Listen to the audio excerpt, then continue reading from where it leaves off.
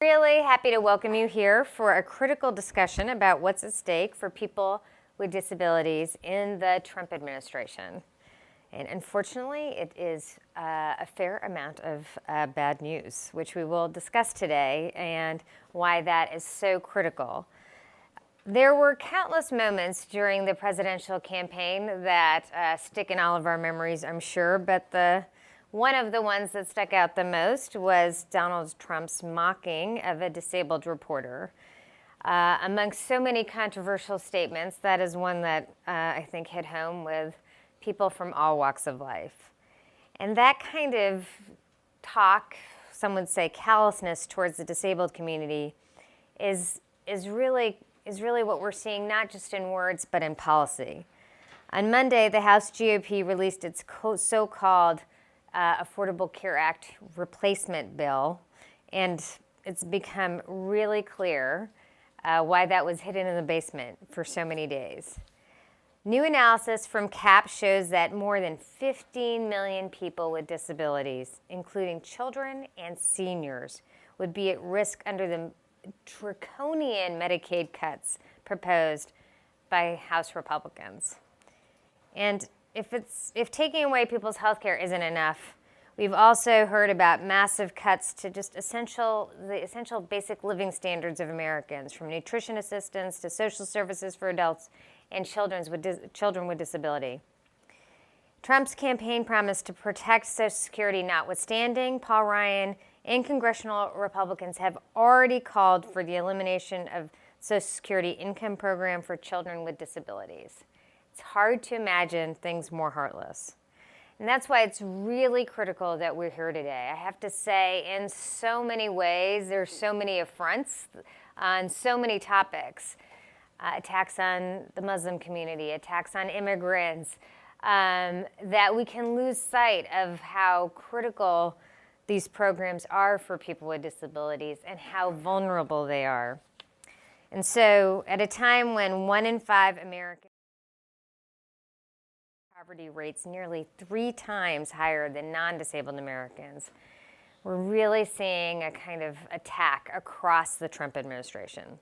So that's why we're so honored to hold this event. Sister Alba, who also lives with serious disabilities, into the New York City public school system. I met her many years ago when I worked for a certain senator from New York, and so I'm thrilled she's here. In the decades since, she has traveled the world fighting for the rights of people with disabilities, and last summer she spoke incredibly eloquently at the Democratic Convention. Today, it's my honor to welcome Anastasia to CAP to speak for herself and the millions of disabled Americans being targeted by really heartless policies by the Trump administration. Thank you. Please welcome Anastasia.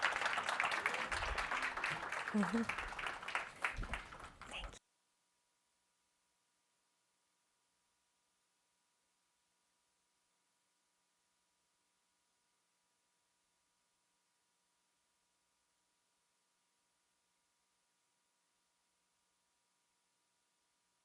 And how all of those things have helped me live the life that I've been able to live, and what it would mean if these cuts to Medicaid actually go through, and then of course to end with a call to action on how I think we can all continue to make sure that our legislators don't forget that age-old statement that has carried us through our movement: nothing about us without us.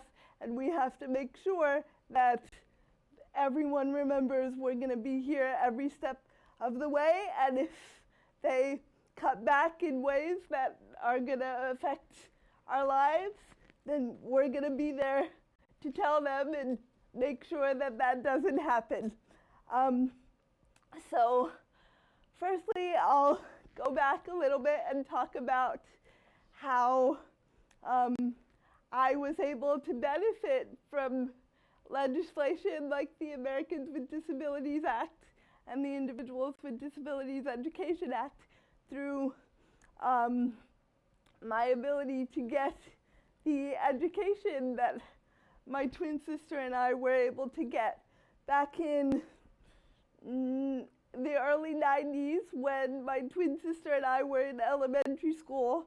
My mom began fighting a battle against the New York City public education system to integrate my twin sister into a mainstream classroom.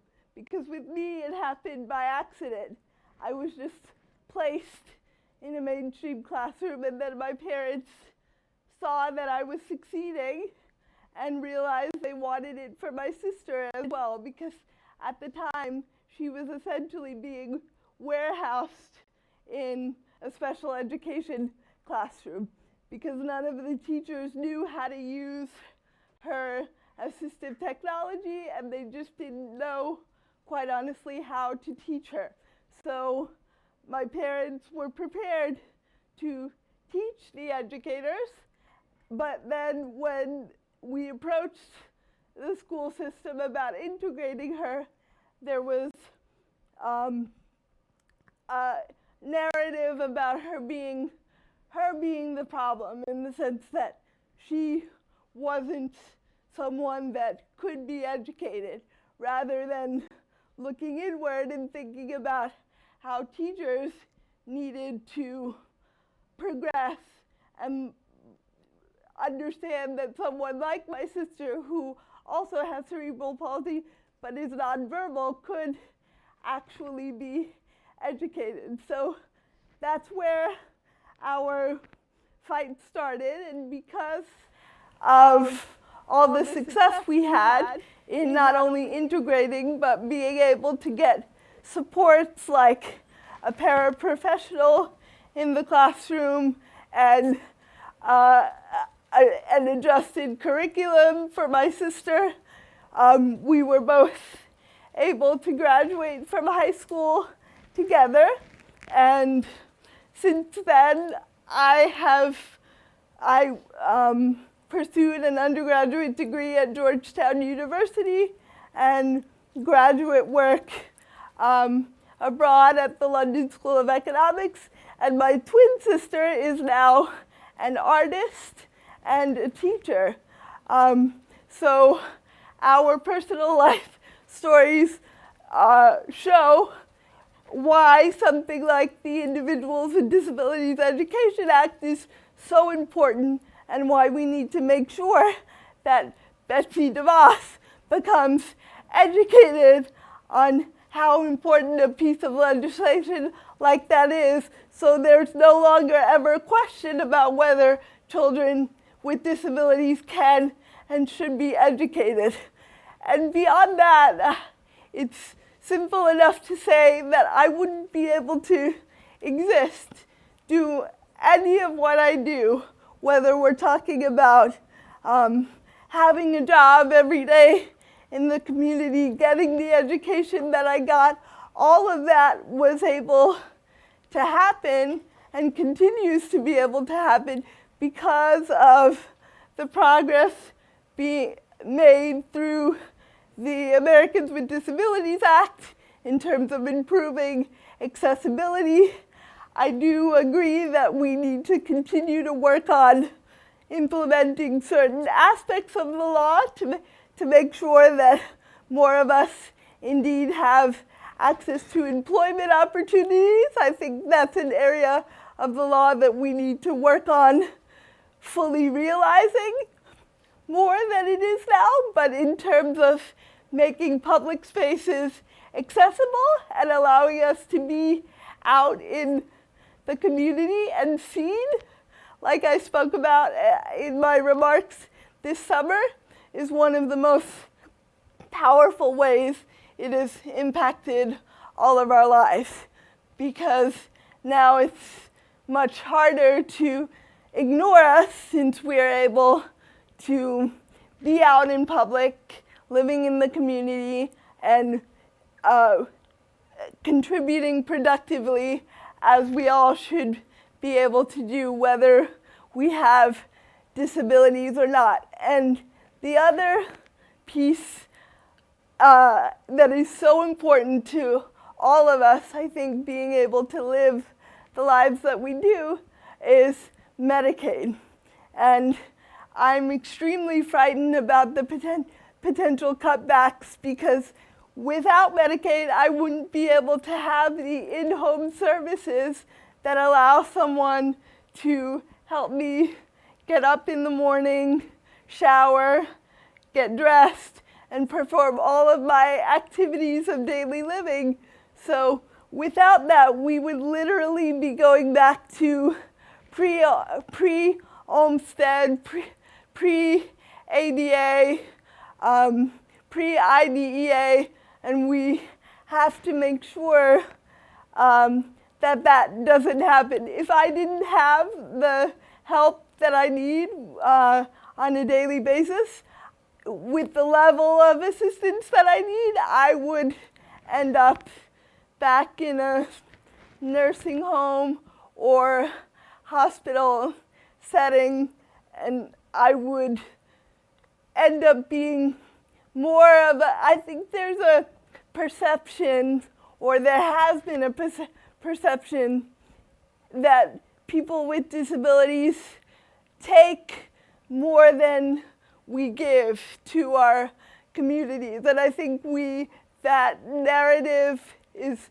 finally beginning to turn around with the progress, but I also think we have a long way to go in terms of making sure that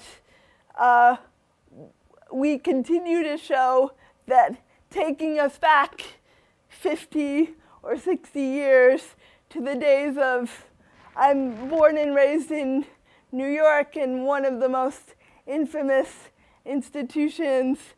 I started learning about Willowbrook and know people still who grew up in Willowbrook when I was, since I was little, and I want to make sure that the people that are existing still in nursing homes or hospital settings can get out of them, because the reality is everyone who should be living in a least restrictive environment in their communities, either going to school or contributing through work or other ways, are not. So we still need to make sure that those that don't have these opportunities get them, and we certainly need to make sure that none of us go back.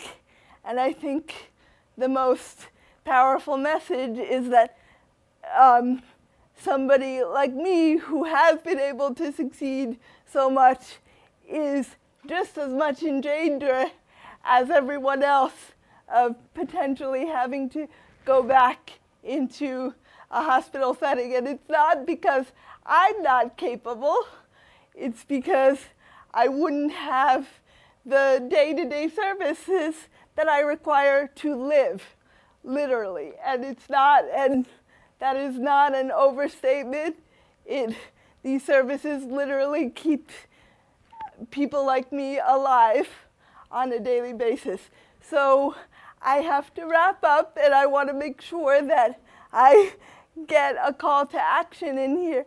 I think it's great that all of us keep in mind that no matter what party you support, whether it's progressive or conservative, including people with disabilities should never have been a partisan issue. And we need to, that's the biggest point we need to drive home.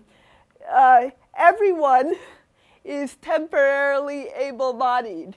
And I think when we will have really succeeded in our community in getting our message across when we think of disability as an inherent part of the human experience. And once we do that, I think we will have taken our movement to a different place than it is today. I think we are on our way, but it is still not seen as inherently human. And but I think we're doing some great work to get ourselves there. So make sure you stay on top of your representatives, no matter what side of the aisle they're on. If you think they're on our side, wonderful, but make sure to continue nudging them to make sure that that stays the same. Get active through local politics in your communities, and let's stay connected as a community so we can continue to fight on. Thank you.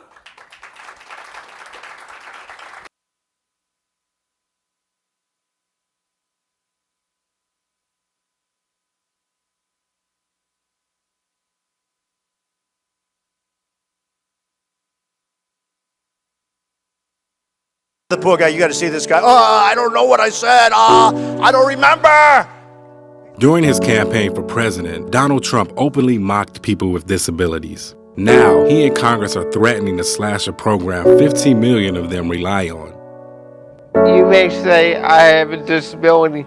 I just call it unique ability because we're all unique in our own separate ways. This is Caroline. She's 7 years old. Caroline is funny and smart, but Caroline also has Rett syndrome, a neurological disorder that essentially interferes with her ability to control her body. I have a physical disability called muscular dystrophy and have basically been a full-time wheelchair user for most of my life. If I didn't have Medicaid, I literally wouldn't be able to get out of bed. What Medicaid does for us is that it offers several hours of skilled nursing care, which allows my husband and I to hold jobs. Medicaid, it helps me go to physical therapy.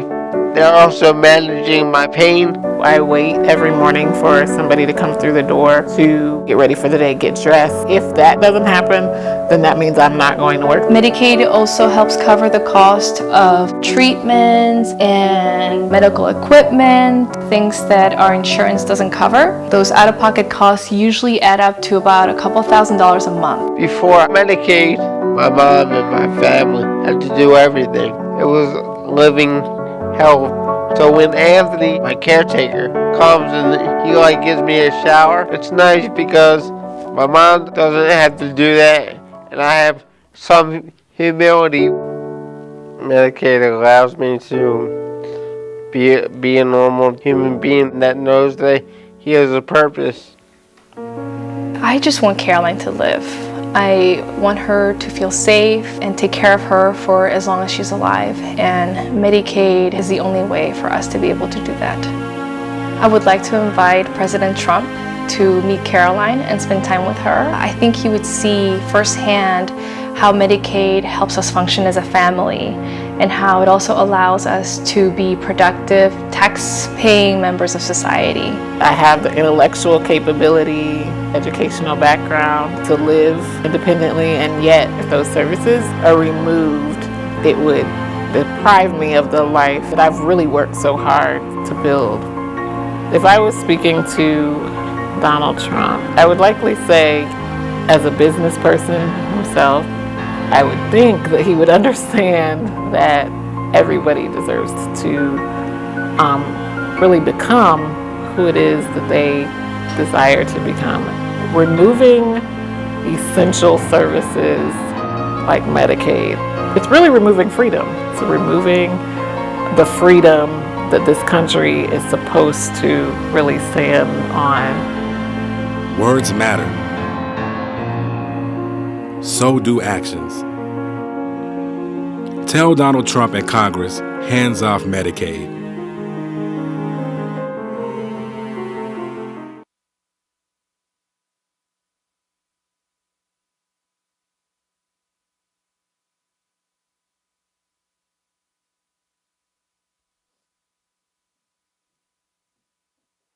I'll keep you guys entertained while we do a little stage change here. Bear with us. My name is Rebecca Vallis. I'm the Managing Director of the Poverty to Prosperity program here at the Center for American Progress. And I'm incredibly proud to have my entire team in this institution be partnering with so many leaders in the disability community, not just today, but as an ongoing priority as we fight not just to protect the Affordable Care Act, but in particular to protect Medicaid, which is so critical for so many millions of Americans with disabilities, literally, as you heard from Anastasia and from some of the folks in the video, to live independently, to be able to work, and to be able to participate fully in American life. It is not an exaggeration to say that what Donald Trump and his colleagues in Congress are currently seeking to do would roll the clock back on disability rights and disability inclusion by more than 50 years. And that's something that the panel is going to discuss in detail today as we think about what is at stake for people with disabilities under Donald Trump and under this current Congress. But before we transition to the panel, I wanted to give a few well-deserved shout-outs. Sitting here in the front row is Shane, who you just saw in this video, and about to be on the panel with us are Marta and Andrea as well. And thank you to all three of you for sharing your stories, and very personal stories at that, so that people can understand why they need to tell Donald Trump and Congress hands off Medicaid. So just another round of applause for the stars of our video. And I apologize for being a little bit emotional. It's hard for me to watch this video without tearing up. So with that, you'll hear my voice crack openly, and I will not be embarrassed about it. I also wanted to give a few shout outs as well to the folks who made the video. So to Aki Suzuki, thank you for your work on that, the many hours that went into it, as well as to Mike Richardson and to Jeremy Slevin. Yep. They clearly left an impression. And thank you, Shane, for that. And then I also wanted to give a shout out to the co-authors of the report that we've released today that has that new analysis, finding that 15 million Americans with disabilities, including seniors and children with disabilities, would be at risk under the Republican Medicaid plan that would slash those essential services. So thank you to Kate Gallagher-Robbins and to Jackie Odom as well. So with that, I would really like to introduce our panel and bring them up to the stage. I think we have chairs. We do. We don't need all of these chairs, because we have a couple of chairs coming up, so we can take a couple away. But I'm going to welcome to the stage Marty Ford. She's a senior executive officer at the ARC of the United States. Come on up, Marty. Also one of my mentors in the work that I do, so wonderful to have you here. Valerie Williams is the Director of Government Relations at the National Association of State Directors of Special Education, and thank you so much for being here today, Valerie. Andrea Levant, one of the stars of the video, is the Inclusion Senior Specialist at Girl Scouts Nation's Capital. Did you bring cookies? I did. Oh, she brought cookies. See her after for cookies. Ari Neyman is the CEO of MySupport.com. He's also a former appointee to the National Council on Disability. Thank you for being here today, Ari. And Marta Connor is here as the mother of Caroline, whom you met in this video, and an advocate. So thank you to our panel. So with that, Marty, I'd like to start off with you. Congressional Republicans are literally, as we speak, marking up their legislation to repeal and replace, with large scare quotes, the Affordable Care Act. Help us understand, what would their proposals mean for people with disabilities? Well, first of all, the Affordable Care Act made a lot of progress for health care for people with disabilities, and it put in place major health insurance protections for people and their families. First of all, it banned health insurance companies from excluding people because they have pre-existing conditions. It prevented health insurance companies from charging people more because they have disabilities or serious health conditions, and it eliminated annual and lifetime caps on coverage.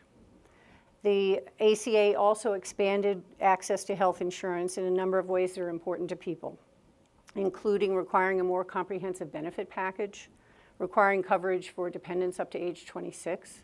The Medicaid expansion was a big part of this, and expanding access to long-term services and supports under Medicaid. And we saw beautifully on the video what community-based services means to people. And all of that, much of that can be at risk. And can you tell us a little bit about, there's a lot of jargon being floated. This is Washington after all. What do we do if not create jargon and use it? But some of the words that are being used to describe the Republican plan for Medicaid, which Trump yesterday came out and endorsed, is a couple of words called per capita cap. Can you help us understand, what are per capita caps and what would they mean for Medicaid? what happens here is partly the plan that they're looking at would repeal parts of those protections that I just mentioned out of the Affordable Care Act, and it would slash Medicaid to pay for it. Words that we would use to describe this are morally reprehensible. The plan would end some of those vital protections and create that per capita cap, which is essentially a block grant. The per capita cap is a formula for getting to that block grant. The per capita cap is a fundamental restructuring of the federal-state partnership in Medicaid. And ultimately, it's very complicated, as the president says, but ultimately what we expect for people is a decline in services to people with disabilities and a major shift in the financial burden to the states and ultimately to families and to individuals. And people with disabilities' lives, their health, and their ability to live independently will be put at risk in terms of getting to the doctor, in terms of getting medicines, therapies, adaptive equipment that they need, and in terms of being able to live independently in the community, as we so eloquently saw on the video. The bottom line is that people with disabilities will lose vital benefits and services that support their health and their basic human right to live in the community. Addressing Congress last week, President Trump said that when it comes to Medicaid, he wants to make sure that no one is left out. If so, he has to reject the Republican proposal that is being actually worked on today.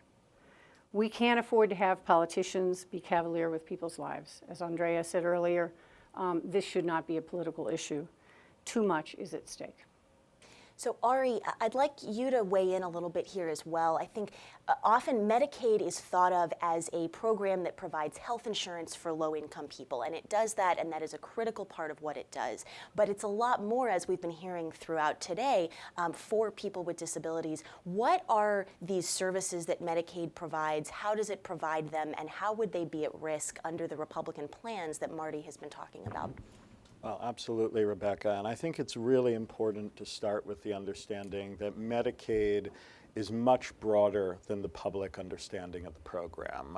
Between a third to half of Medicaid costs are associated with individuals receiving what's called long-term services and supports.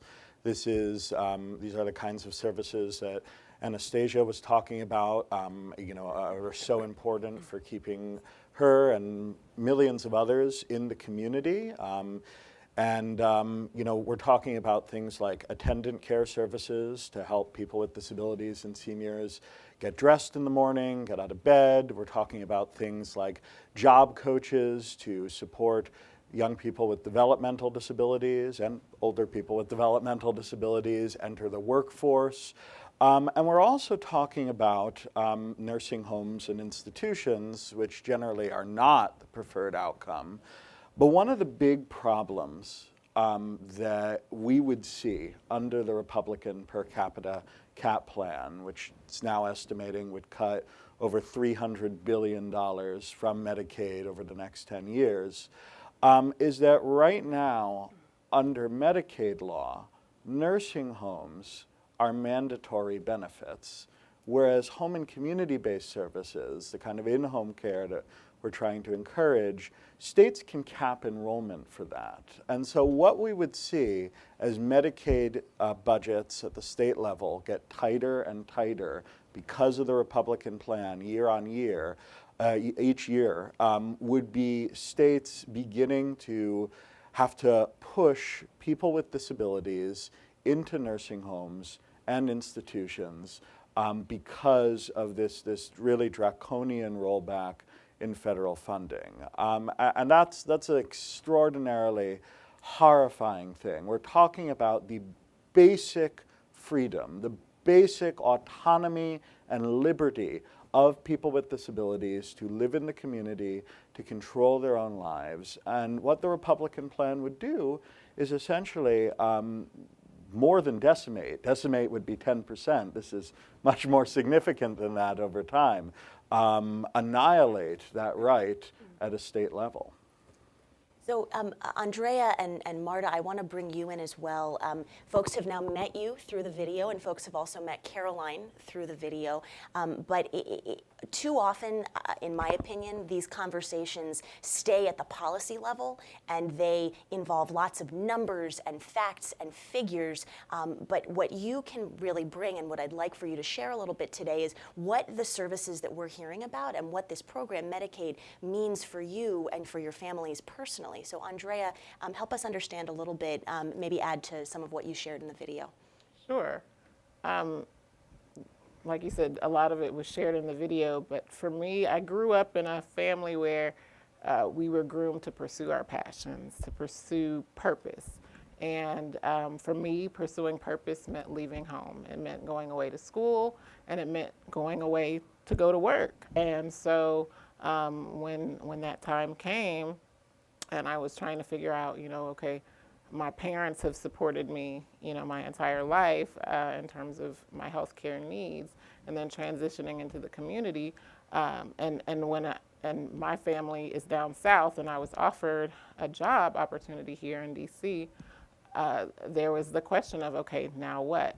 And thankfully, it wasn't a difficult, thing to figure out. There was this Medicaid option, and so as much as I had private insurance for work, that did not cover that care that I needed literally to get out of bed to go be a contributing member of society. And I think that that's the biggest, misconception. In order for me to do those things, it requires somebody coming to get me out of bed, to get me in bed 7 days a week, and everything, the support that I need in between.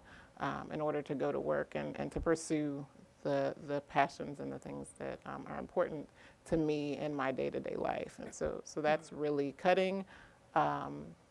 Medicaid, I say, is for me, it's life or death, in that it's death of everything that I've worked hard for, everything, really that means something to me. It's the death of dreams, that I've, really strive to pursue. So. And Marta, some of what we heard in the video and what I'd like for you to expand on is Medicaid is critical not just because of the services that it provides to people with disabilities, but it also plays a really important role in the lives of families. So what has your experience been with Caroline since she was diagnosed with Rett syndrome? Sure, and actually let me tell you a little more about Caroline. She was having an off day in the video, so she's actually full of life and full of love, and she enjoys going to school and being with her friends. And she probably sounds like a lot of little girls, except that she can't walk, talk, use her hands, sit unassisted, or even really chew because she has Rett syndrome. So Caroline actually didn't start showing symptoms until after she turned 1, when she still wasn't walking or even crawling. But she was pretty healthy otherwise. She could say about a dozen words, and she could even feed herself. Then around 14 months, we noticed that she started these strange repetitive hand movements that didn't seem voluntary. She also started choking on her food, and we noticed that she couldn't really say her words anymore. She also was dropping her toys, which was heartbreaking to watch. She still wanted to play with them, but she just couldn't hold on to them anymore. So we got the official diagnosis when she was 17 months old, and we were devastated, and we were completely heartbroken. But we promised her that we would live a happy and full life no matter what, and I intend to keep her that promise. So up until that point, I had similar dreams as other parents. I wondered what kind of interest she would develop. I daydreamed about the conversations we would have once she started talking, and even the silly mother-daughter things that we would do together. But those dreams have since turned into hoping that she never loses the sparkle in her eyes and that she can make it past her 10th birthday. And so I've never imagined, even as close as she was turning 1, that I would have a child who would depend on us for every aspect of daily living for the rest of her life. And I certainly never imagined that we would rely on a program like Medicaid. But I also never imagined the kind of love and joy that Caroline would bring into our lives. You see, the thing about having a child not knowing how long you have with your child is that nothing is ever taken for granted. Not a happy, healthy day, or even just watching her laugh. So in addition to being severely disabled, Caroline also suffers from a long list of medical complications. She takes a total of 10 different medications multiple times a day, 4 of them to manage her seizures, but she still gets them. She gets about 90 seizures a year. She has to take medications to help her stiff body relax a little bit. She has to take medication to prevent vomiting all the time. And she also has to take medication to sleep, because otherwise she would just get a couple of hours of sleep per night. Caroline also has obstructive sleep apnea, so basically she stops breathing throughout the night and she can't fully inhale or exhale, so that means that she's retaining a high level of carbon dioxide. So she uses a BiPAP machine that essentially breathes for her and is also able to feed in additional respiratory oxygen support. And finally, Caroline also has life-threatening respiratory complications. So that makes her really susceptible to pneumonia, which is one of the leading causes of death in Rett syndrome. So she has to undergo a couple of hours of lung therapies and treatments every single day. And she has to do this to do something that we all take for granted, which is to live and to stay alive. And when she has a cold, even the slightest cold, which happens a lot, we have to administer these treatments and therapies almost nonstop, round the clock. But Medicaid provides us with skilled nursing hours, so that enables us to keep Caroline in our home and for us to be taking care of her medical needs and for us to raise her in our home instead of in a nursing home, a hospital, or an institution, which is tough to think about. And this also allows my husband and me to hold jobs, like I said, and to really take care of some of our family needs. But Medicaid also helps pay for co-pays, prescriptions, medical equipment, diapers, which she'll use for the rest of her life, and other stuff that isn't covered by our insurance. And like I said in the video, these out-of-pocket expenses actually add up to several $1,000s a month. But Medicaid also requires monthly visits from the nursing agency's head nurse, and it was during one of these visits that we found out that Caroline really wasn't breathing a lot while she was sleeping, so that visit actually ended up saving her life. So because of Medicaid, we're able to administer her medical care at home, and Caroline went from spending weeks in the intensive care unit almost every time she got a cold to just 1 hospitalization last year. And honestly, it's only been in the past 6 months that I've started to allow myself to think about and to imagine Caroline as a teenager and to really wonder what she'll be like as a young woman. So not having Medicaid would be detrimental to our family. We wouldn't be able to afford all of the medical care that she needs, which would put her life at risk and also decrease the quality of her life. One of us would have to quit our jobs, which would be tough financially, and our living situation would not be sustainable. It would be really stressful. And so I would say, Medicaid allows us, not only keeps Caroline alive, but it allows us to function as a family and to continue to be productive, tax-paying members of our society and to also have some semblance of a normal life. Thank you so much for sharing that story. Valerie, I want to bring you in. We've been talking a lot about Medicaid this morning, and as we should be, and I hope some of the House Republicans are taking breaks from the markup to watch this live stream from the Hill so they can hear what the consequences of their actions would be. But it's not just Medicaid that's at risk under Trump's policy agenda. We've also heard a lot from him and from Betsy Devos, his pick for Education Secretary, about their plans for education in this country. Tell us a little bit about what those would mean for students with disabilities. What's come up a lot recently is the word voucher. Voucher, voucher, voucher. Everyone's talking about vouchers.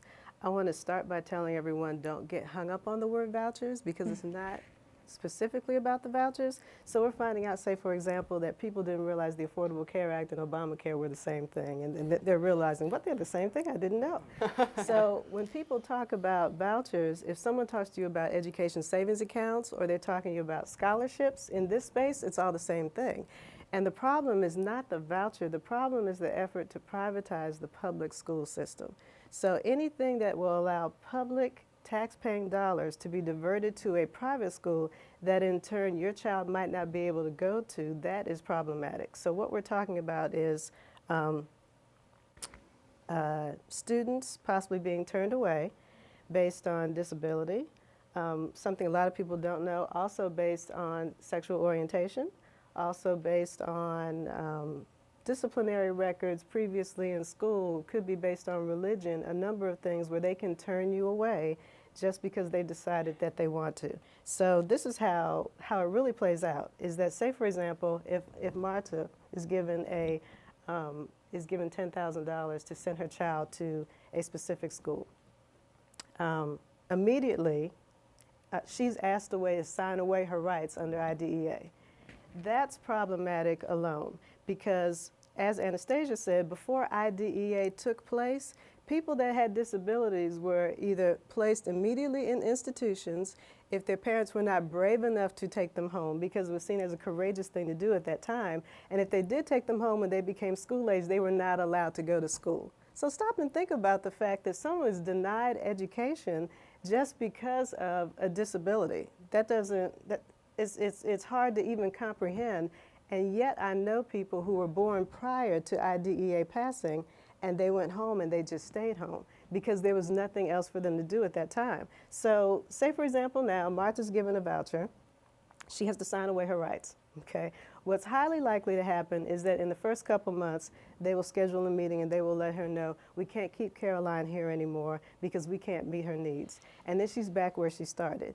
And no one is exactly sure when the money that was diverted to that private school for her, when or if it ever gets back to the public setting, which is problematic in and of itself. But then the public school at that point is going to do all it can to educate Caroline. Now, if that doesn't happen, then what happens is she's given $10,000. Let's say the school costs $20,000. It's up to her to figure out where the additional $10,000 is going to come from. Or it doesn't cover books and uniforms, okay? Or it doesn't cover transportation, which can be thousands of dollars a month. So when you're talking about a middle or a low income family, they can't make that leap, which means it's not accessible to them, which means that they honestly don't have a choice. And if you're in a rural area, the problem is even bigger because funds are diverted out of the public system. And in rural areas, the only school is the public school. So you literally have no other options, but they have less money to work with from the beginning. And yet the policies are often referred to as school choice, ironically. Yes. Well, thank you for that. And Marta, just to help us understand a little bit of kind of the personal lived experience of this, Caroline is in school and she's actually in a normal classroom. Yes. And she is receiving services through the IDEA. What would that look like if she were faced with the situation Valerie just outlined? My nightmare. So right now, Caroline is attending a public school and she's thriving because, like you said, schools are required to provide the services that she needs to access the curriculum. So she receives crucial therapies, she has access to adaptive equipment, which is, as you know, so expensive. And she also gets support to help care of her personal needs, including toileting and feeding. She's also benefiting tremendously because she spends part of her day in a regular classroom. And it really motivates her. Just being around typical peers really motivates her to learn, and I think they're also learning from her. So, you know, Caroline is essentially able to go to school because there are federal laws in place to protect her rights, to ensure that she's safe, to ensure that she has all the support she needs to get an education, just like every other kid. And I'm not sure that someone with her level of disability or medical need would be able to attend school at all under that voucher system, which sounds really scary, but I'm going to try not to use that word. and I also want to add that, just completely lost my thought, but the second thing, there are two things I wanted to add. One thing is that I have a 5-year-old who happens to have Down syndrome, and Marta and I were having a conversation in the back, and he's reading, and he's doing amazing things because of IDEA, because of the free and appropriate public education under law that he's entitled to get. So things like that would not have happened prior to IDEA passing, and so this is something that we can't afford to go back on. So Ari, I want to bring you in here because as we're hearing about the importance of this law, the IDEA, people are also, I'm sure, familiar with the Americans with Disabilities Act, the ADA, maybe a little bit less familiar with Olmstead and what that means.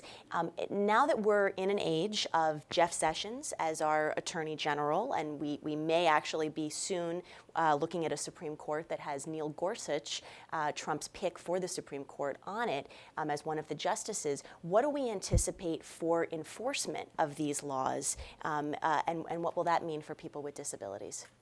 Well, I think first, the context we have to be aware of here is that the Obama administration took tremendous positive steps forward when it comes to the enforcement of the ADA, and specifically when it came to enforcement of the Supreme Court's Olmstead decision. I want to just pause briefly to explain what Olmstead is, because it's so important to these conversations. In 1999, the Supreme Court ruled that under the Americans with Disabilities Act, the integration mandate of the Americans with Disabilities Act, states have an obligation to provide services to people with disabilities in the community rather than simply in institutions or hospitals. And that has been game-changing because it's really opened up the opportunity for folks to access the supports that let them live in the general community. Now, the reality is Olmstead came in 1999, the Bush administration came shortly afterwards. Olmstead enforcement was not a huge priority from 2000 to 2008. That changed with the Obama administration and then Assistant Attorney General for Civil Rights, Tom Perez, that really made Olmstead litigation a priority throughout the country and brought a wide number of suits, joined other suits, signed settlement agreements in Delaware and Georgia and Oregon, brought cases in red states and blue states. It was very much a thing that spoke to the rights of people with disabilities across the entire nation. Now, Jeff Sessions has already started talking about dramatically rolling back the civil rights enforcement of the Justice Department, most likely to a level even worse than what we saw during the Bush years when Olmstead was not meaningfully enforced. And on any number of issues, from accessing care in the community to shifting people with disabilities out of segregated work centers called sheltered workshops, where people are often paid less than minimum wage, into jobs into the community. That's an issue where the Justice Department under Obama also played a very positive role. People with disabilities stand to lose as a result of the rollback in Olmstead enforcement. Now that's talking about the decisions of this administration to enforce the law. That's bad enough.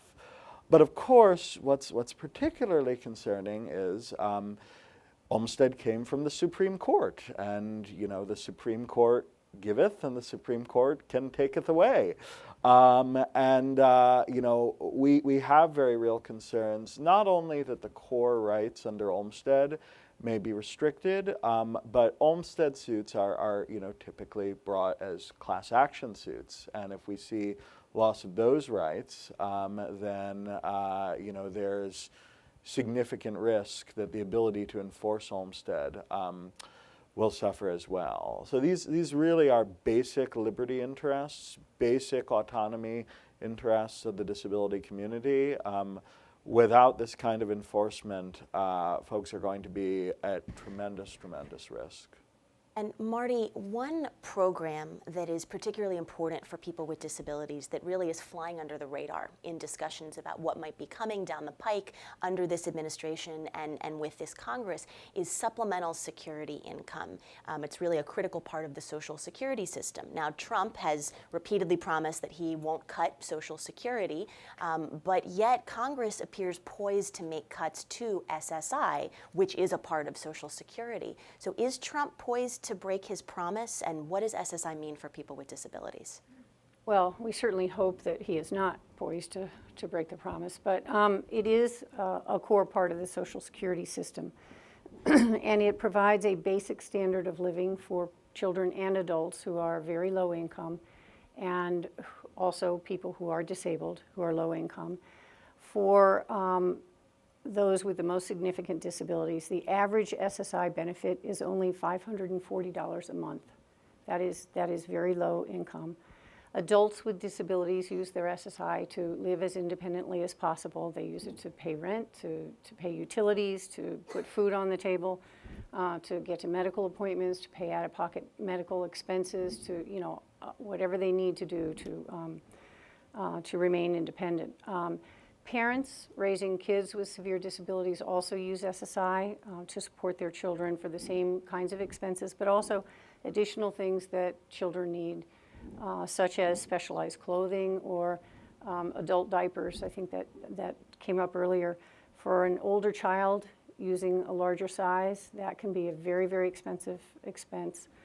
SSI is vital to raising a child with significant disabilities at home. And the alternative is going back to a time that's been mentioned several times today when these kinds of supports were not available. And we don't want to go back there. We've spent too long closing institutions, leaving that time behind us, and getting people out of those places. And we certainly do not want to return to those days at all. And are there any specific proposals we should be aware of that are likely to come up or that have been floated by conservatives in the SSI realm? We are very concerned about threats to SSI in this Congress. We know that any cuts would be devastating to both children and adults, and that decades of progress in the community would be put at immediate risk.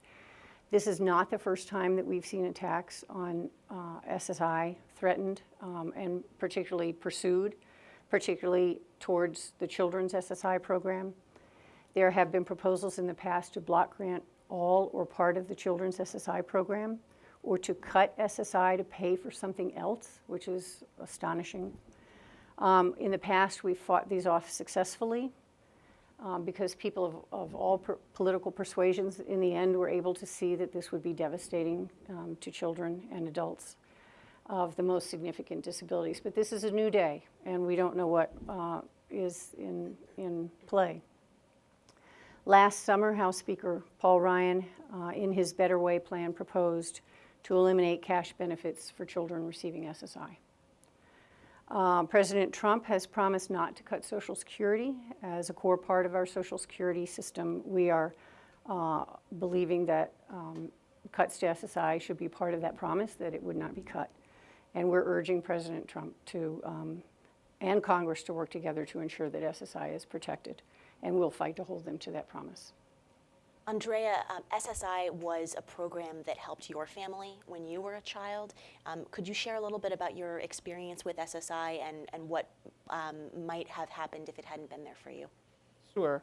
And actually, interestingly, I became a recipient of SSI when I turned 18. So contrary to that popular belief, I think that even with SSI, it's one of those, you get on it and you stay on it and you maintain.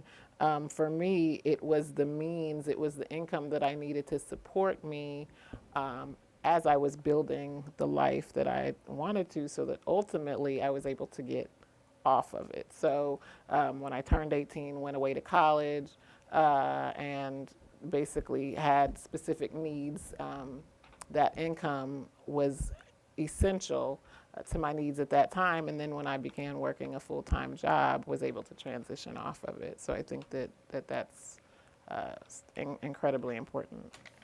So before we turn to audience questions, which I want to leave plenty of time for, I want to offer each of the panelists just a very brief opportunity to share your message to Trump and to Congress as they're considering all of the policies we've discussed this morning and many more that we haven't had time to cover as well.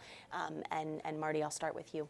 Okay. The bill affecting the Affordable Care Act and Medicaid that's being worked on today has been brought to Congress without hearings and without a cost estimate from the Congressional Budget Office.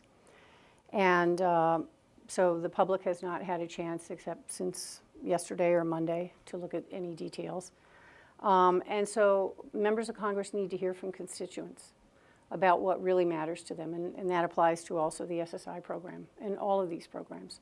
They must hear from constituents. And we are certainly interested in working with Congress and with the administration in making any program better for people with disabilities, but we will not work with them to devastate these programs. And thank you to the ARC for partnering with us on that video as well. Absolutely. Thank you. Valerie, your message to Trump and Congress. A couple things. One is that, specifically in reference to school choice, you could always find an example of someone who is out of the public school system, went to the private system, and it worked and their lives turned around and they were able to accomplish fill in the blank. But that is not the norm. That's actually the exception.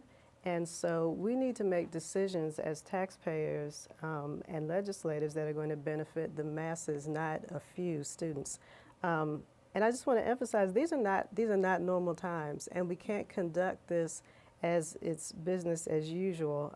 I'm literally concerned that children and adults with disabilities are going to wind up sicker and not being as independent as they have been and not get educated to the fullest extent that they could be based on some of the ideas that are floating around right now. Last week, I was at a reception and Senator Chris Murphy from Connecticut came by, and he said something which I thought was profound, and it kind of stuck with me. He said that people are always saying, if I had been alive during this period, I wonder what I would have done, or alive during this period, I wonder what I would have done. And I think we've all thought that. I have often wondered if I had been alive during slavery, or before women got the right to vote, or if I was old enough to do something constructive during the civil rights era, what would I have done to move things forward? But the fact of the matter is we're here right now, and we can do something right now. So our legislators have got to hear from us, because that is what moves the needle, and that's what lets them know this is what we think, this is what we feel, and this is what we need you to do, and act accordingly. I'd just like to say, as a person with a disability, this is really a matter of a choice between inclusion or segregation for our community. You know, growing up, I also received services under IDEA, and I remember how painful and difficult it was for me to, instead of being able to walk to my neighborhood school, which was 5 minutes away from where I lived, instead, you know, being put in a little van and taken an hour and a half north to a school where they didn't prepare us for going to college. They didn't prepare us for pursuing the careers that we wanted, because that was just not seen as something that was an option for you know, students with disabilities. And I also remember how liberating and important it was to me to have the opportunity to go to my neighborhood school at first, even for just 1 or 2 classes a day before I got in and you know, was welcomed in a more comprehensive way. And as painful as that experience was for me, I know it's far more painful for the countless people with disabilities who end up segregated in nursing homes and institutions, a type of segregation that is far more complete, far more isolating, and far more dangerous than the isolating and dangerous educational segregation that children with disabilities often face. So that's what's at stake here. And what I would say to the President and Congress is that this is in your hands. We see our role as standing between you and people with disabilities for as long as you continue to push these deeply ill-advised proposals. Marta, in the video, you invited President Trump to come to your home and to meet Caroline. I'm not sure if you really want that to happen or not, but if it were to happen, what would you say? So the invitation extends to the other members of Congress, so I just want to put that out there. But the administration and Congress, they need to act in the interest of the country, and that includes every member of society, children, people with disability, the elderly, people who can't make ends meet, and other vulnerable populations. And what I've heard so far, indicates that there are plans that will result in cuts to these services. And my family is terrified because Carolyn's life is at stake, and millions of Americans depend on Medicaid just to stay alive. And honestly, I just want my daughter to live in our home and under our care. I just want her to get an education just like every other kid. I want us to have some semblance of a normal life. And I just want her to get what she needs to be comfortable and just stay alive. Andrea, final word to you. Yes, I think I would say open your eyes. We are not your stereotypes. We, meaning people with disabilities, the 1 in 5 Americans with disabilities are a significant component of what makes America great.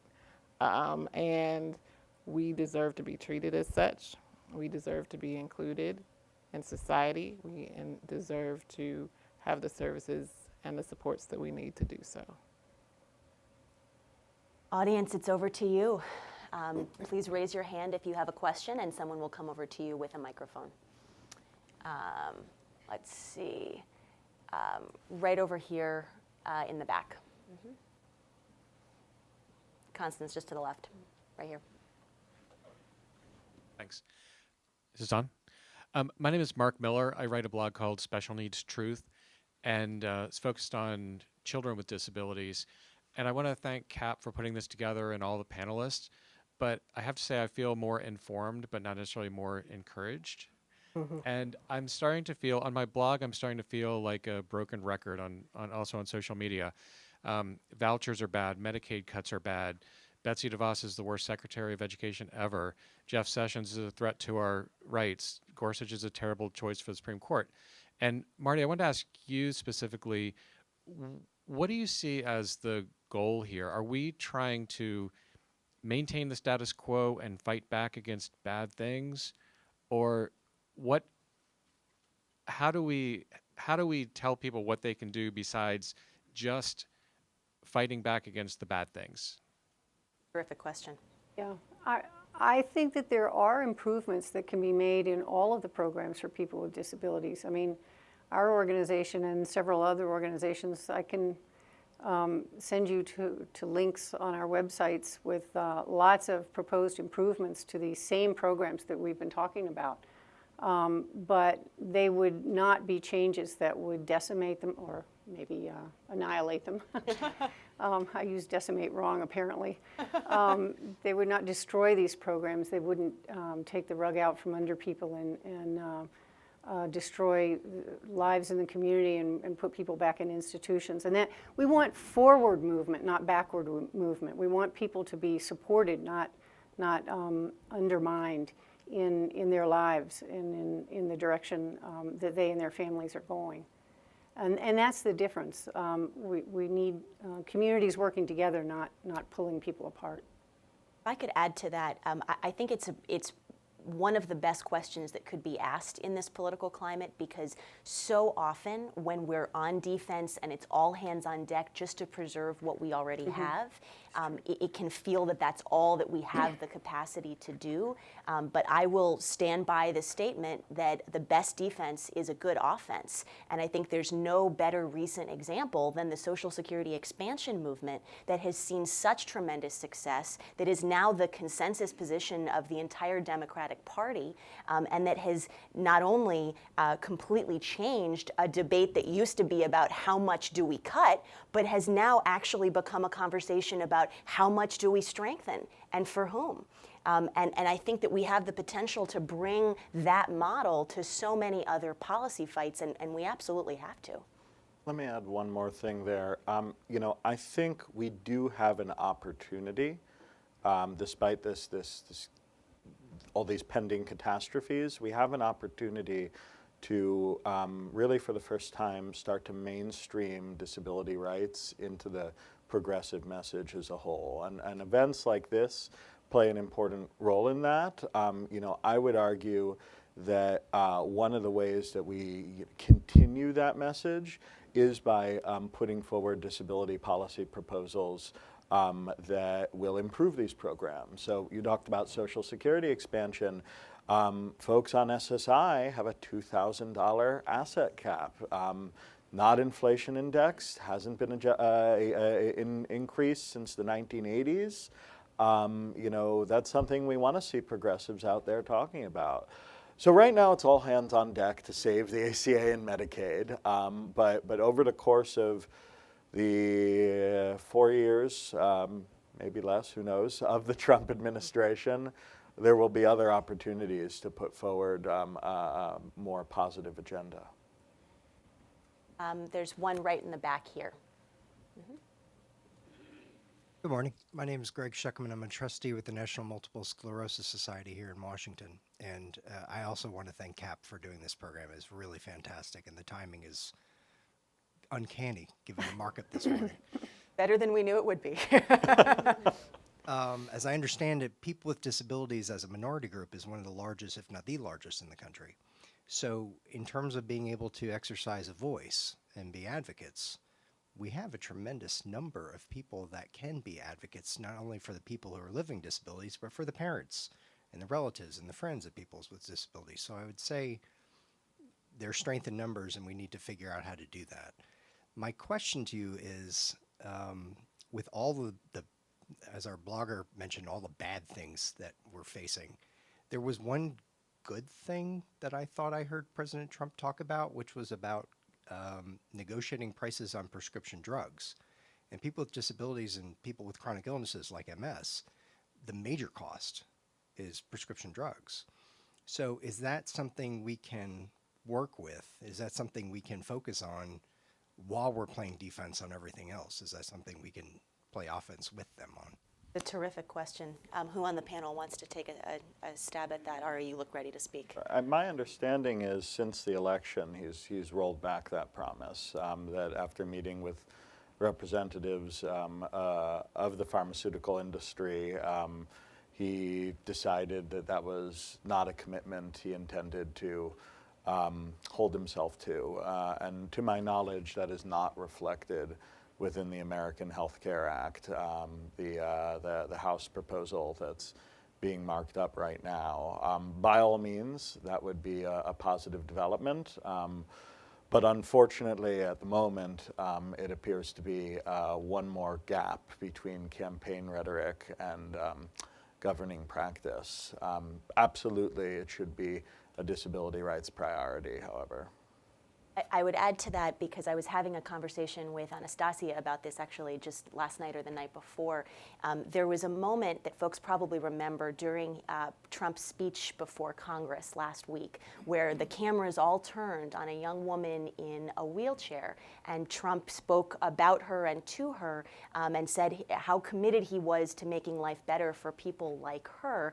And Anastasia's words and her tweet at the time were incredibly powerful, which was to say, I'm not your prop. And I think it's really important, as Ari says, that as we think about how to mobilize this community, which can be incredibly powerful, it is more essential than ever not to allow rhetoric to be the end of what he is held to, but to make it be his policies that he supports and that he advances that we're actually looking at and holding him to. And so that's something that I think is incredibly important as part of your question. I think we have time for one more question. So right here in the front. Hello, I'm Dr. Samuel Williams, and from the Pacific Public Policy Institute. I want to thank you for a very enlightening, really a wonderful panel discussion that's very informative. I would just urge organizations as well as individuals, in addition to contacting your member of Congress, also don't forget about your governors, your state legislators. These people all talk to one another, and they do have an influence as well. So that's very important, and you also find out a little more about human interest stories, because when you get down to the state level, you begin to hear about the average citizen, what you're experiencing, and the newspapers at the local level. So it's sort of a bottom-up thing as well as a top-down. And also, I want to ask a question about, there used to be a thing called corporate responsibility. And we talk a lot about government and the decision makers here in Washington. But do you have any indication, because we're all consumers, what the corporations are doing to influence the members of Congress in terms of doing something and ensuring that these very important, extremely valuable programs remain in effect? A terrific question. Anyone on the panel who wants to take a crack at that? We certainly have seen strong interest on these issues from the governors. There are leaked documents from the Republican Governors Association that have reflected a very different approach than the House bill that's being marked up today. Was somewhat better when it comes to financing, was somewhat worse when it came to weakening some of the rules and consumer protections and federal oversight of the Medicaid program that ensured that states were monitored when they did things like contract out the operation of their Medicaid programs to external entities like commercial insurers. So there's variation there. I think you're absolutely right to bring up the governors. My understanding is there has been some engagement from some of the health insurers that have sizable Medicaid businesses in pushing back against the per capita cap proposals, in part because they see that as a threat to the beneficiaries, but also to a growing line of business the insurance industry is building in Medicaid. So a Bedfellows alliance, strange or otherwise, that one should definitely be thinking about. Marty, governors or corporate involvement? Well, in terms of corporate interest and involvement, for long-term supports and services, there is also another aspect to this, and that is all of the folks who provide the services, the direct support professionals through the Medicaid system, who provide the supports, whether they're workers in nursing homes or the huge numbers of people throughout the communities who are providing these community-based services that we've heard about so eloquently this morning personally and on the video. Those are folks who have jobs, who provide absolutely necessary supports. These issues are not, I think they're critically important issues for people and their families, but they are also jobs issues in the states. And the governors should be interested in the fact that they're jobs issues and economic issues at the state level. And the state legislators should be interested that these are jobs issues and economic issues at the state level. But they're also human issues in terms of jobs and what happens to people if the Medicaid dollars and the Affordable Care Act dollars dry up and the jobs are gone. It's sort of a snowballing effect in terms of what's happening. People are losing the support they need, but also the people who are providing the support are losing jobs. So there's a lot, it's very layered. I think the governors are engaged and involved and they're interested. But one of the problems is if we see some of this start to happen and the governors get squeezed and they have less money, they'll have to decide what that they're currently doing, do they want to do less of or eliminate altogether. So it's still going to impact all of us. And all with the buzzword flexibility around it, right? We know what that actually means. Pit us all against each other. Divide and conquer. So please join me in thanking this wonderful panel.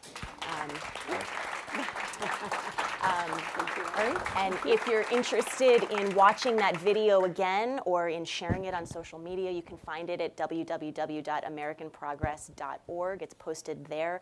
And we would encourage folks to share it on Facebook with your own stories as well and those of your loved ones. We need to get the word out to President Trump and to Congress that this is about people whose lives are at stake and are on the line. Please help us get that word out and please use that video to help share those stories. Thank you so much for being here today.